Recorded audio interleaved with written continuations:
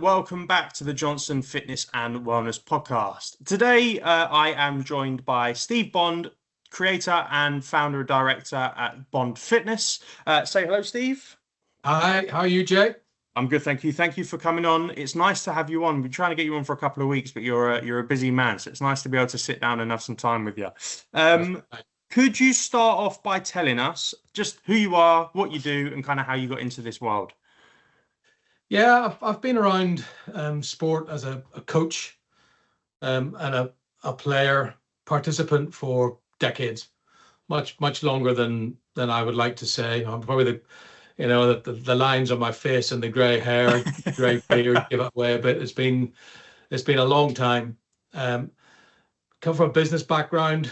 About many years ago, my mother was diagnosed with cancer, and I flew back to Belfast to see her just before she died. And we were chatting, and she was asking me, because I'd sold some businesses, and she said, "What are you gonna do with work now?" I went, "You know what, Mum? I don't know."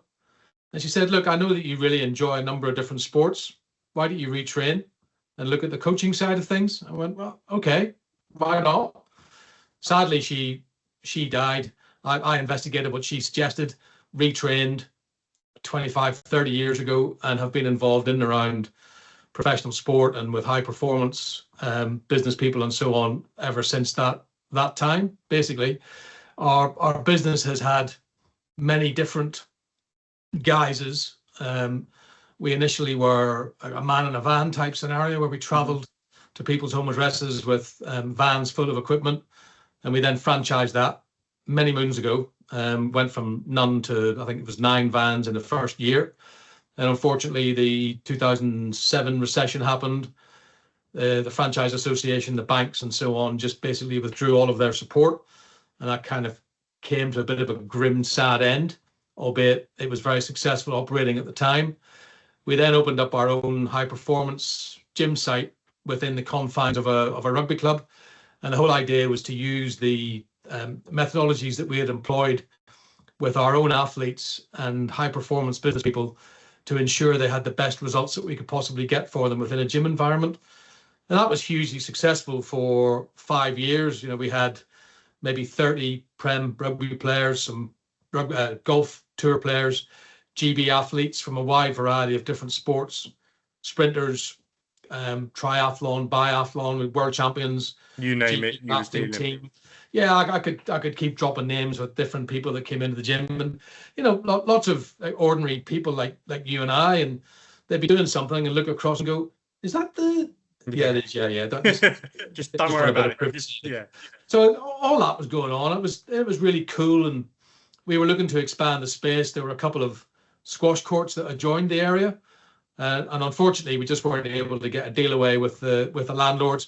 And we decided the time was right after 5 years just to sell the business, which is what we did. We took a little bit of time off, bit of downtime, travelled.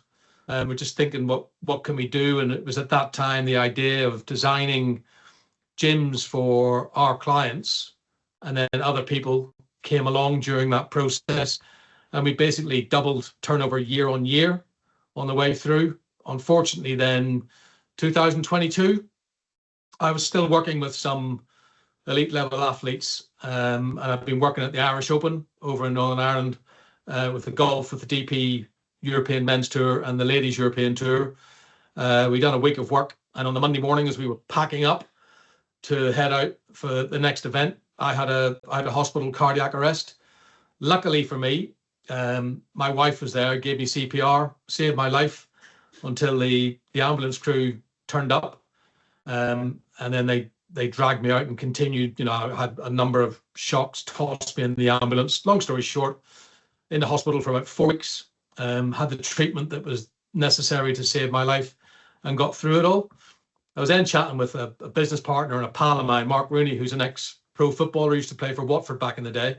Mark had been diagnosed with numerous stage 4 cancers a few years previously. He and I had started a music festival 7-8 years ago, and we thought, you know what, we can't sit on a wooden chair with tartan blankets around our knees anymore. We've got to do something that's progressive and actually might make a change somewhere. And we came up with the idea of a charitable organization called the the Cancer Stage Foundation, which we set up about 18 months ago, something like that. Now registered with the Charities Commission, and basically we will be putting on numerous live gigs around the country in a variety of different music venues for every genre of music you can imagine. And all the proceeds from that, after operational costs, will go to the foundation, and the money will then be given out to all cancer charities, not just us. This is for everybody. So we're using all of our sporting contacts and all the people that we know within our networks to try and help build that.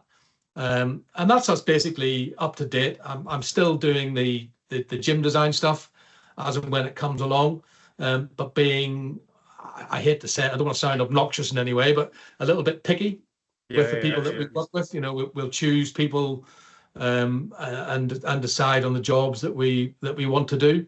And it's not a case of no jobs too big and no jobs too small. There are jobs that are too big, and there are jobs that are too small. So yeah, we'll be pretty choosy. And you know, the way that I run my life now, I haven't been dead once, is very different to the way that I operated my businesses prior to that time. It just gives you a very different outlook on life, and it gives you a very different outlook on the way that you design things and the way that you think about things moving forward.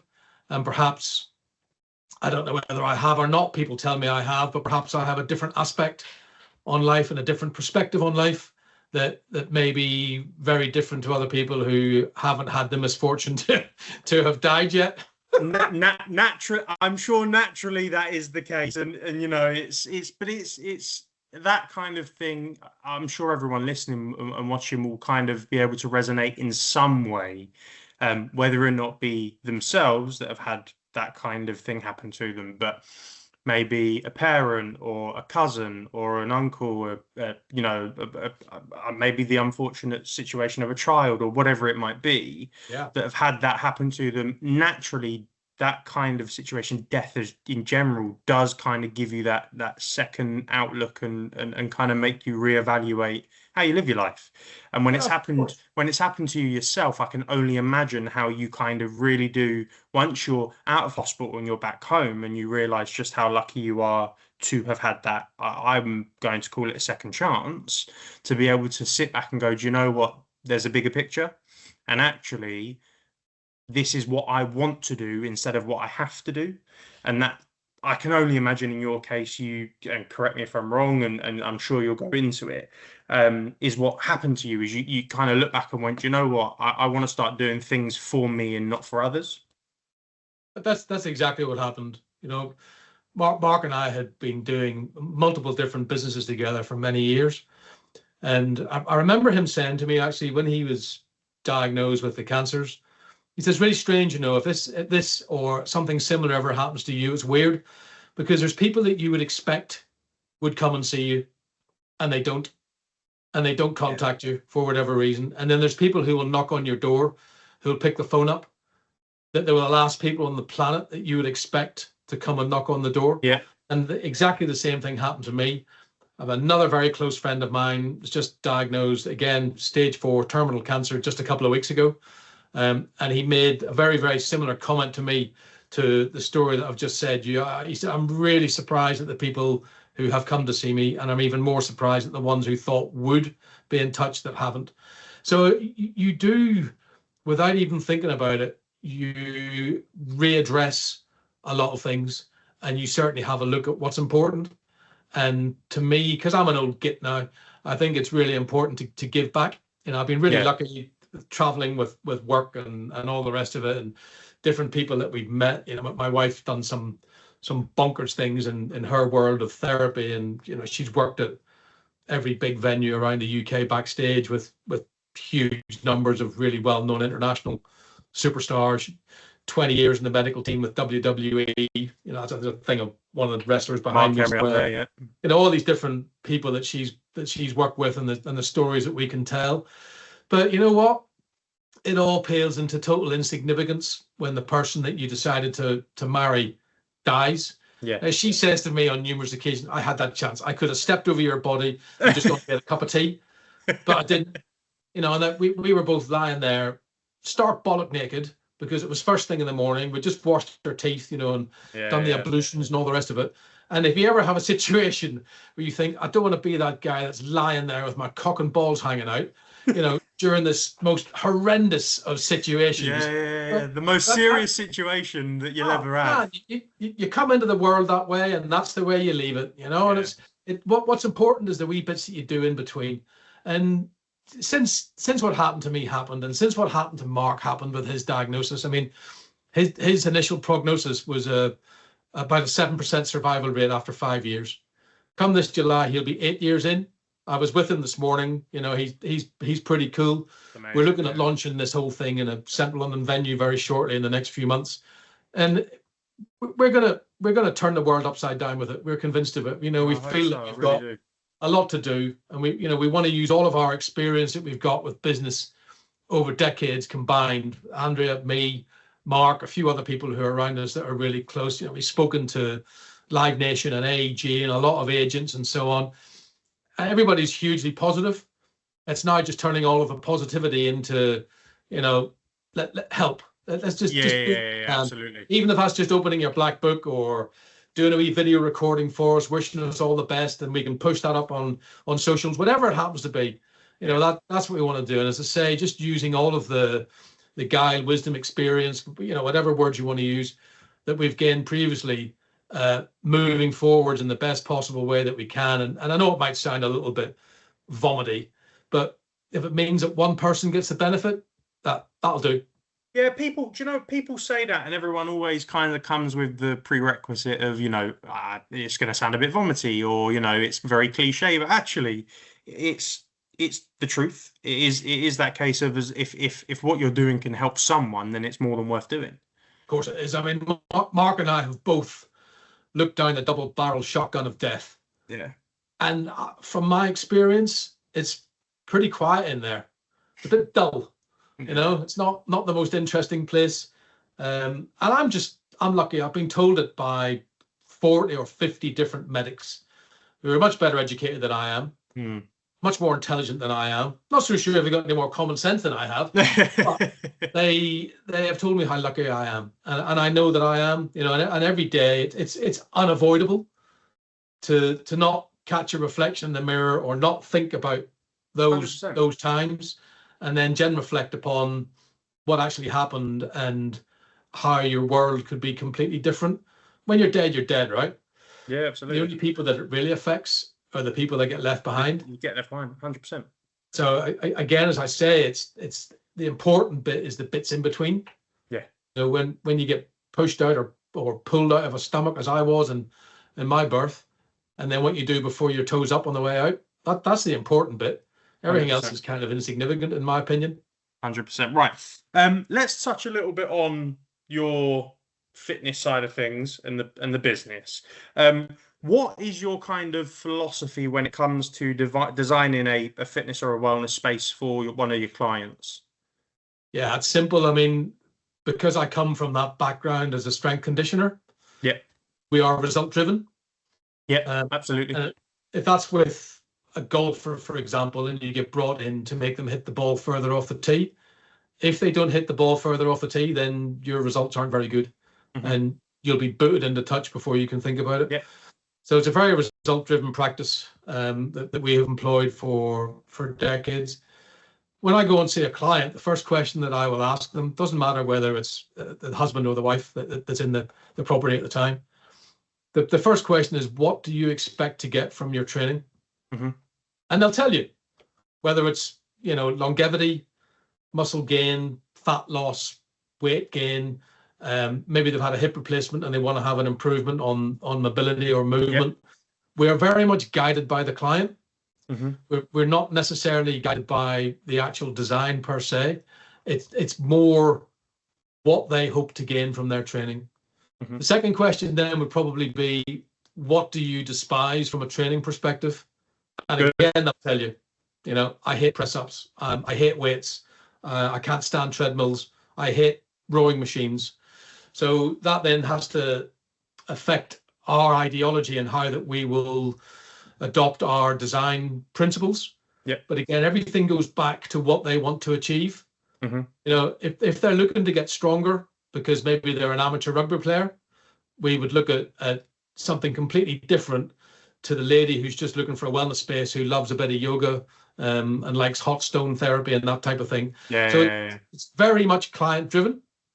It's not driven by us, because I think that would just make us look like complete arseholes, quite frankly. 100%. The client's king. They really are. You know, even when they're wrong, and even when they're right, they're right. I know that makes no sense at all. No, but in our world, it does make sense. Yeah, So, I mean, I've been public facing for over 40 years of my working life, and I'm used to dealing with people who complain and whatever. It is what it is. You know, you're dealing with client services at the end of the day. Yeah. And if the client tells you that they want something, or they want something in a particular place, they're paying the bill at the end of the day. And I do feel it's really important to chat with them about things such as, have you considered getting your bloods tested, stool samples, urine? You know, are you looking at sort of biophilic design? Are you considering plant walls? Have you any idea on lighting? And also, to be really honest, the majority of the clients that we would get called in to see, there would already be architects there, whether it's exterior or interior architects. There'll be interior designers who'll all have their own ideas. You know, they'll do something, because we always get called in after the event, of course, 99 times out of 100, and there will already be, you know, lighting placed somewhere that would be where we would ideally want to put a half rack. Yeah. So I'll just say to the interior, can you move the lights and put downlighters instead? Because the uplighters that you put, they're just going to look shit against the rack. It's just not going to look aesthetically pleasing at all. Yeah. And then you'll end up having a bit of an argument, a to and a fro with the architect. You go, well, leave it there then, and we'll bring the half rack in so you can see it yourself. Yeah.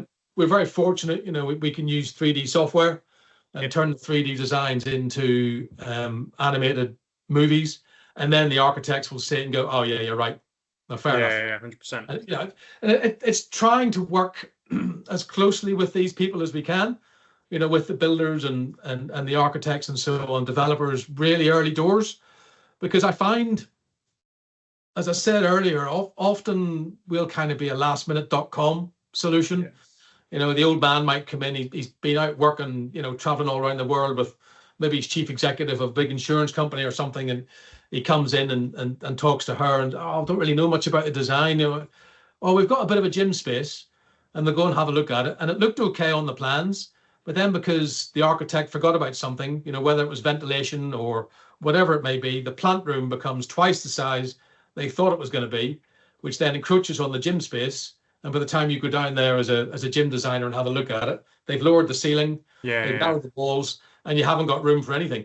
And then you're thinking the only thing is going to work in there is a little garage rack, and they're all right, you know. But for somebody who's got a £15 million property, you whack in a little garage rack, it just looks a little bit shit, you know. And they've spent half a bar on a kitchen design, and you're then thinking they're going to do 500 notes on a garage rack that just doesn't look anything in place at all with the rest of the property. Agree.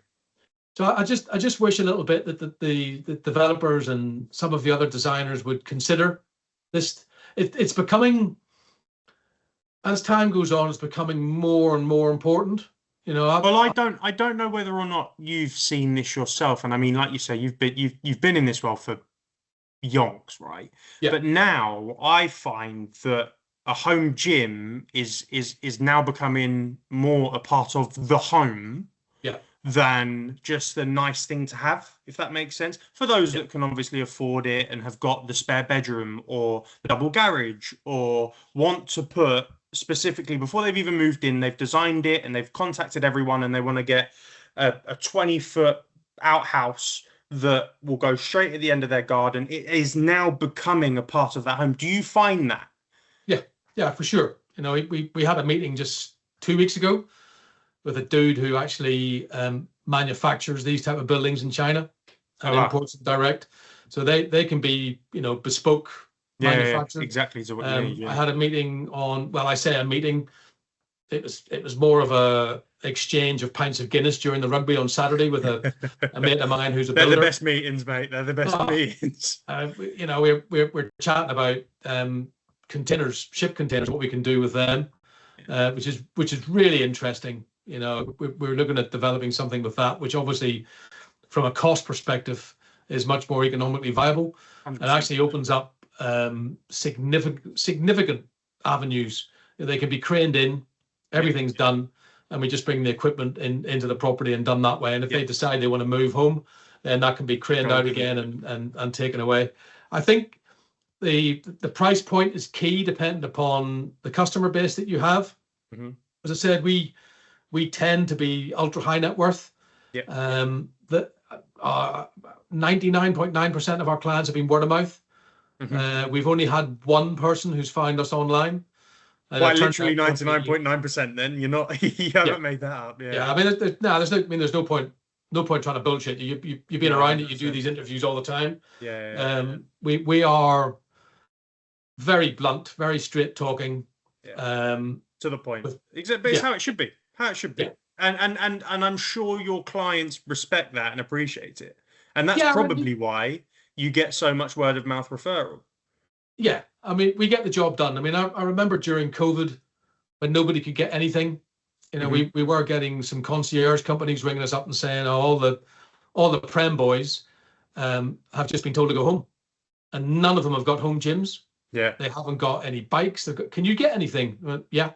It's fascinating you say that, because even like I remember that thing, and as a football fan myself, I'd be on Twitter as it was, and you see them all doing spin classes as a team at home in what looked like a spare bedroom. None of them had home gyms. None of them. It's only been since post-COVID now where you see them have, whether it be, like I said to you earlier, a double garage conversion, or they have a massive basement where they've gone, do you know what, I'm going to have a massive mural on the back wall, and in front of that I'm going to have all of my strength and my cardio equipment, where they now get plans from their physios and their coaches and so on and so forth that go, you don't have to do it here, go home and do it. And there's a lot more of that now. Well, what I find really interesting, pre-COVID, none of the manufacturers, and I mean zero, were interested in home gyms at all. It was a bolt on. People like us, secondary resellers, designers, were doing their work on their behalf. Yeah. They didn't really have a home division, and a lot of the stuff that you would have bought online, from some of the Chinese manufacturers and some of the other companies, that the equipment was poor. Yeah. And we only ever wanted to supply commercial equipment, because it's our name that's above the design. It's our name that's on the invoice. And if a client didn't want to pay for the commercial equipment, that's fine, no problem at all. Go and get the other stuff, and it will fail. Yeah, sure. We just felt that it was really important at that time to speak to the manufacturers and say to them, we believe there's going to be a huge increase in home gyms, and they wouldn't have it at all. All they were interested in was the commercial high street gyms. That's fine. That was their business model at the time. It then left them right at the beginning of COVID with empty shelves, because all their equipment was sold. They didn't have any resource or any ability. And I appreciate the whole manufacturing world was shut down for a long time. Afterwards, they then realized there is a market. Yeah. We were always targeted on the 85% of people who aren't members of gyms or who don't take part in regular sport. That was our target audience. Yeah, and to me, the mathematics were pretty simple. It's fascinating, because not a lot of people actually realize and appreciate that as many commercial gyms there are in this country, the vast majority of this don't have gym memberships. And if they do, even those that do, a lot of the time they're paying for them, they don't use them. No. It's the numbers have now increased to about, it's maybe around 15% who actually do something from a sporting activity. And a lot of them are team sports. Yeah. A lot of them go out and run around tracks, or they join a local running club or whatever. So there's not that many that have home gyms. So the market is humongous out there. Sure. And that was the market that we have been concentrating on for a long time and doing really well, until I interrupted it by dying. But anyway, I rolled my eye. The massive inconvenience. I know. How silly of me. And it's just finding what people want, what they need, and what they want to achieve from their time spent in the gym. And I believe that the gym needs to be not necessarily attached to the home, but part of the home. So it needs to be a place that you want to go into. There's no point in it being damp. I've said this. You can't have a space, especially in your own home, that you dread entering. Yeah, you can't have that, because ultimately, whether it be, I mean, even just in a normal home that doesn't have a gym, if you've got that spare room that is full of shit and you're like, I just can't, it just brings the mood down a little bit. And if you have that room in your home, naturally you're just a little bit more gloom. You need to have a space where you don't dread entering. You want to go in there and know that it's clean, it's tidy, it's how you want it to be. It looks exactly how you want it to be, and it motivates you to then go and work out in there. That's how I see it. Yeah, I get called OCD by a lot of people because I want things in a particular order.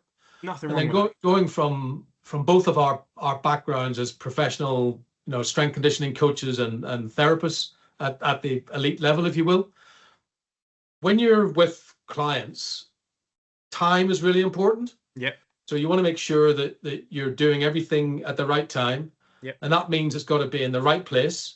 And you've got to be able to move from one exercise to the next with precision, knowing that time, as I say, is of the essence with professional athletes and with people who are chairmen and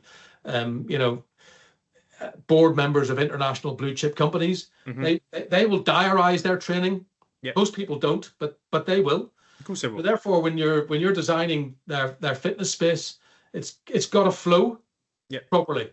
And it's got to look good, and it needs to be ventilated properly, and it needs to be lit properly, and so on. I mean, a lot of those. That kind of, to be fair, you lead me on to one of my next questions: is how important do you find lighting, ventilation, acoustics? How important is that within your designs? Yeah, huge. Yeah. I mean, if the acoustics aren't right, and you're using slam balls, or you're dropping a barbell that's got 100 kilos of bumper plates on it, and the acoustics aren't right, it's going to sound horrendous. It's going to reverberate through the whole property.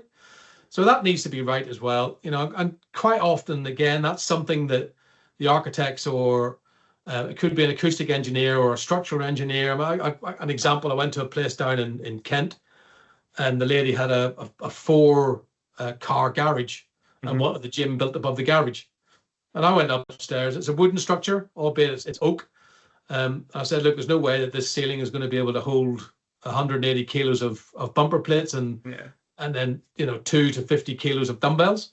Well, what do I do? He said, you need to bring a structural engineer in to make sure that I'm not an engineer. No. Bring an engineer in to make sure that it's certified, and if it's not, then they need to make the requisite movements and function properly so that it can be used for what it's meant to be used for. Ended up that was going to cost her a small fortune. So she converted a stable block instead. Of course you do. Why wouldn't you? Yeah. It was easier and it was more economical to do that. But it's being safe in the knowledge that there's building control and all manner of things that people need to be contacted to make sure that what you're doing is right. You have to make sure that you're within building regs and all that manner, all that type of thing. And what kind of styles are you finding are quite? Let's kind of go from like pre and post COVID. What have you seen a shift in style in the home gym? Have they kind of gone from, I don't know, metal bang clang like a normal commercial gym to more tech driven, a little bit more spa like? What kind of things are you seeing are quite familiar and quite often being asked for? So a lot of people were definitely copying the sort of CrossFit type thing with the black walls and the MDF and all that type of thing. And I think as it's become a little bit more mainstream, where you're actually getting people who are looking at things from a design perspective, it's much more, the look that we're coming across now is much more contemporary that people want. It's much more Scandi designed with those type of pines and oak and so on, and spa driven as well. People have realized that the contrast, heat and cold, is good. So that there's a lot more call sauna and ice bath and sauna and ice bath, red light therapy and all that kind of stuff. People they're looking for outdoor showers and things like that. And then they've got to consider can the neighbors see my bum if I go into the shower naked, and all that type of thing. All that kind of stuff. Yeah, absolutely. Yeah. So it's just common sense. Sometimes people don't possess any of that. They weren't in the queue, or they kept getting pushed out of the queue of common sense as they were younger. It's just employing all of those things that perhaps a lot of people don't think about, but certainly much more modern. I think a lot more people are going down the route, because we get asked frequently about blood testing and stool samples and so on, and those you mentioned earlier. Those type of things being done regularly as well.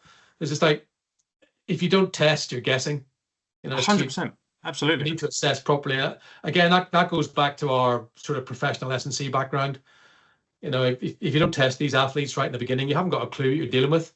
Yeah. You could do all these different types of exercise with them and use all these different types of equipment, and quite frankly, it could be a complete waste of time if their endocrine system isn't working properly, or there's an issue with joints or muscles or whatever that aren't working. Whatever it might be. Yeah. So it's all about testing in the first place. Final few questions then. Where do you kind of see the home fitness design market heading within the next 5 years? Do you think it will kind of stay around where it is, or do you think there'll be some more kind of new designs that you kind of see creeping in now, kind of taking over? I think there's stuff going to happen with AI that we haven't even thought of yet. I agree. That's happening at breakneck speed. We don't even know what it'll be. I had some thoughts some years ago. We've surpassed that 100 times, and 1,000 times the speed. It's incredible what's happening. So I think the tech advancements are going to be beyond our wildest expectations. Yeah, for sure. It'll be ridiculous. The only thing that needs to be tried and tested is that the information that AI is producing, whether it's programming and periodization, it is correct. You could ask it for a peer-reviewed report, and then when you check the references, they're not right. For sure, 100%. You've got to make sure that those things are right. But yeah, I think there's going to be a huge number of technical advances going forward. Some of the companies, Technogym have produced some stuff recently, the new Sandstorm design. From an aesthetic perspective, I personally think it's beautiful to look at, and would look fabulous in anybody's home or on a super yacht or that type of thing. Obviously, it comes with a price tag, hey ho, but I think that's going to happen more. I think a lot of the manufacturers are going to be going more down the aesthetic design route. I can't say that for any great degree of certainty, because I haven't spoken with any of them to know that they're going down that way. But I think the demand is going to be there. The home market is growing at an exponential rate. In 5 years' time, it's probably going to go up by 5 or 10%, maybe a bit more. Just depends on the price structure with things. But the reality behind it all, and the truth behind it, you don't need to have a huge bank of sit-down expensive machines. You don't need to have loads of CV equipment. You can get away with a half rack and some dumbbells and a few other toys, and you can produce unbelievable and nice great results. Yeah, and a beach body, or what your goal is, you can produce something pretty spectacular with limited equipment, and then going outside and having a walk or a run or getting on your bike. You don't need to spend thousands. But I think that's the cool thing with the design that we look at. You can go from a relatively inexpensive gym experience to spending almost whatever you want. Yeah. Okay. Final question. Fun one. I'm going to prerequisite this and say you've already won the lottery of a second chance in life. But if you won the Euro Millions and you had ridiculous amounts of money, what would your dream home gym wellness space look like? How would you design it? You touched on the second life thing. Can't beat it. Fair enough. There's no amount of money that can surpass that. So you'd stick with what it is now. You're happy. Yeah. I like that. I like that a lot. Do you know what? I've asked this question to everyone that's done this podcast, and I've had, I'd build something out in the Alps and have that view. But that might be the answer that's probably touched me the most. So I thank you for that. I really appreciated that, Steve. We're going to end it there. thank you so much for coming on.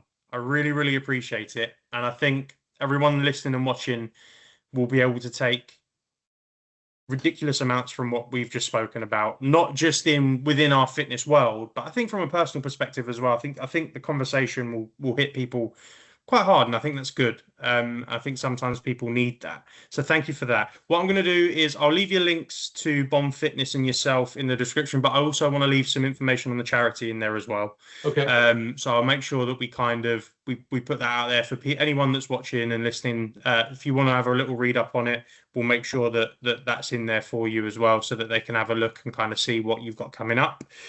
Steve, thank you so much for coming on. I really, really enjoyed that. And it was great to chat with you.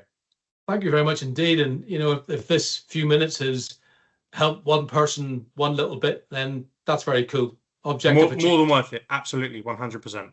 Thank you, Jay. I appreciate your time. Perfect. Great speaking to you, mate. All the best.